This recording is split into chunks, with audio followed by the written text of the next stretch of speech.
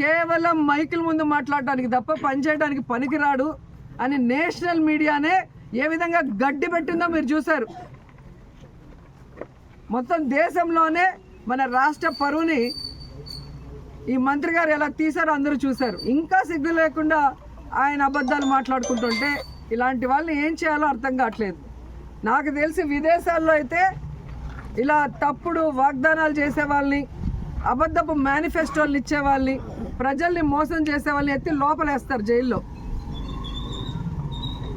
ఇక్కడ వ్యవస్థల్ని మేనేజ్ చేసుకోవటం, ప్రజల్ని మోసం చేయటం, వెన్నుపోటు పడటం వీళ్ళకి అలవాటైంది. కానీ ప్రజలు ఇంకా సహించే పరిస్థితిలో లేరు. మొన్న ఈ మధ్య మీరు చూశారు కదా, మెడికల్ కాలేజ్ ప్రైవేటీకరణ విషయంలో కానీ, రైతుల విషయంలో కానీ ప్రజలంతా రోడ్డు మీదకి వచ్చి ఈ కూటమి ప్రభుత్వం మీద ఎంత కోపంగా ఉన్నారు, ఎంత ఆవేశంగా ఉన్నారో కళ్ళారో చూశారు. కాబట్టి వీడు పవర్ఫుల్, వీడు ఊర్లోంచి బయటకు పోవాలి. వాళ్ళు రాసిచ్చిన పేర్ల మీద మీరు తప్పుడు కేసులు పెట్టుకుంటూ ఈరోజు అక్రమంగా అరెస్టు చేసి లోపల పెడితే భయపడి పారిపోతామా?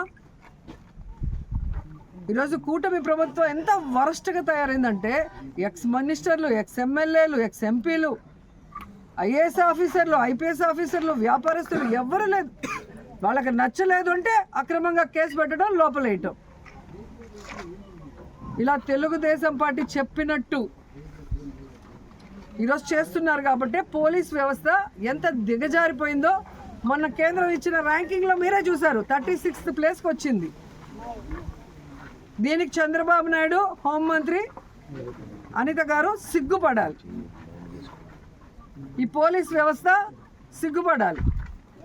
ఏంట్రా మనం ఇలా అయిపోయాం, భారతదేశంలో అందరూ మనం చూసి నవ్వుకుంటారన్న ఆలోచన వాళ్ళకి రావాలి. ఇంకా ఘోరమైంది ఏంటంటే ఎమర్జెన్సీ రెస్పాన్స్ అని ఉంటుంది. ఆ ఎమర్జెన్సీ రెస్పాన్స్ అయితే చిట్ట చివరి స్థానానికి ఆంధ్రప్రదేశ్ వచ్చింది అంటే ఇక ఈ పోలీసులు వాళ్ళు ఎందుకు ఏదైనా నీళ్ళ లేని బావిలో దూకచ్చు. రాష్ట్ర పరువుని సర్వనాశనం చేశారు. రాష్ట్ర ప్రజలతో ఓట్లు వేయించుకున్నామని చెప్పి తీయగా అబద్ధాలు చెప్పి వాళ్ళకి వెల్ఫేర్ చేయకుండా వాళ్ళని మోసం చేసేసారు. తీరా ఏం చేశారే అంటే సంపద సృష్టిస్తామంటూ అప్పులు సృష్టిస్తున్నారు. ఈరోజు మంగళవారం నాకు తెలిసి ఈరోజు మళ్ళీ 6,000 కోట్లు అప్పు చేస్తున్నారు. సో ఈ రోజుతో కలిపి 3 లక్షల కోట్ల పైగా అప్పులు చేసావు. ఏమిచ్చావు? జనాలకు చెప్పిన వెల్ఫేర్ ఏమైనా చేస్తున్నావా? జగన్మోహన్ గారు ఇచ్చింది ప్రతిదీ ఇస్తూ ఎక్స్ట్రాగా చేస్తాను సూపర్ 6 అన్నావు. జగన్ గారు ఇచ్చింది మొత్తం తీసేసావు. నువ్వు ఇచ్చిన సూపర్ 6లో ఏం చేసావు? మరి ఈ డబ్బులంతా ఎక్కడికి పోతున్నాయి? ఇన్ని లక్షల కోట్లు అప్పు చేస్తున్నావు. ప్రజలకి వెన్నుపోటు పడటం ఈయనకి వెన్నతో పెట్టిన విద్య. మాకైతే ఇంకా బాధాకరం. రాయలసీమ లిఫ్ట్ ఇరిగేషన్ని మొన్న చూసాం మనం. రేవంత్ రెడ్డి గారు అసెంబ్లీలో మాట్లాడేది చూస్తే చంద్రబాబు కంటే ఎవరైనా రాయలసీమ ద్రోహి ఉన్నారా? నువ్వు పుట్టింది రాయలసీమలో, పెరిగింది రాయలసీమలో. ఈరోజు నువ్వు సీఎంగా ఉన్నావు అంటే ఆ రాయలసీమ ప్రజల ఆశీస్సులతో. అలాంటి రాయలసీమకి వెన్నుపోటు పొడవాలన్న ఆలోచన నీకు ఎలా వచ్చిందని నాకు అర్థం కావట్లేదు. విభజనకి సంతకం చేసావు, ఆంధ్రప్రదేశ్ని సర్వనాశనం చేసావు. ఈరోజు రాయలసీమ లిఫ్ట్ ఇరిగేషన్ పని చేయకుండా ఆపేసి రాయలసీమకు అన్యాయం చేస్తున్నావు. రాయలసీమ ఏం తప్పు చేసింది? మీకేం అన్యాయం చేసింది? ఈరోజు రాయలసీమ కరువు శాశ్వతంగా పరిష్కరించాలన్న ఒక గొప్ప ఉద్దేశంతో జగన్మోహన్ రెడ్డి గారు ఈ రాయలసీమ లిఫ్ట్ ఇరిగేషన్ తీసుకొచ్చారు. 960 కోట్లు దీనికి వెచ్చించడం జరిగింది.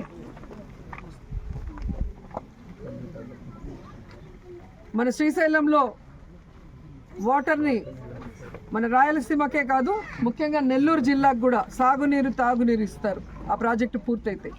అలాంటి ప్రాజెక్ట్ని పూర్తి చేయాల్సింది పోయి హైదరాబాద్లో మీ ఆస్తుల్ని కాపాడుకోవడం కోసం ఈరోజు రాయలసీమ భవిష్యత్తును మీరు ఎలా తాకట్టు పెడతారు? మీరు రాయలసీమకి వెన్నుపోటు పొడిచిన విషయము ఈరోజు మీ పార్ట్నర్ ఓటు నోటు కేసులో నీతో పాటు దొంగ మీ పార్ట్నరే స్వయంగా అసెంబ్లీలో ప్రకటించారు. నేను రాయలసీమలో పుట్టాను, రాయలసీమ అంటే నాకు ఇష్టమని ఇంకొకటి చెప్తాడు. పవన్ కళ్యాణ్ డిప్యూటీ సీఎం మరి ఎక్కడికి వెళ్ళావు పవన్ కళ్యాణ్? ఈరోజు రాయలసీమకు అన్యాయం జరుగుతుంటే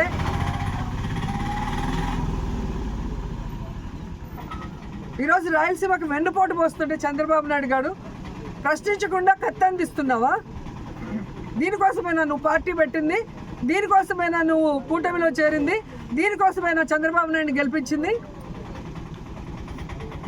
ఇంకా 15 సంవత్సరాలు చంద్రబాబు నాయుడు ముఖ్యమంత్రి చేయడానికి పనిచేస్తూనే ఉంటారు. దేనికి?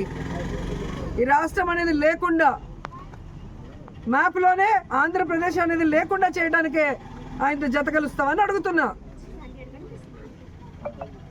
మీరు వచ్చింది రాష్ట్రాన్ని బాగు చేయడానికో, రాష్ట్ర ప్రజలకు మంచి చేయడానికో కాదనేది అందరికీ అర్థమవుతుంది.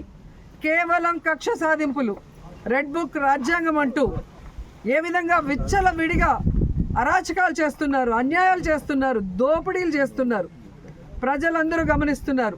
ఖచ్చితంగా నేపాల్లో లాగా మిమ్మల్ని కూడా తరిమి కొట్టే రోజులు చాలా దగ్గరలో ఉన్నాయని కూడా హెచ్చరిస్తున్నాం. చరిత్ర సృష్టించినోడు ఇప్పుడు ఆ చరిత్రని తిరగరాయబోతున్నాడు.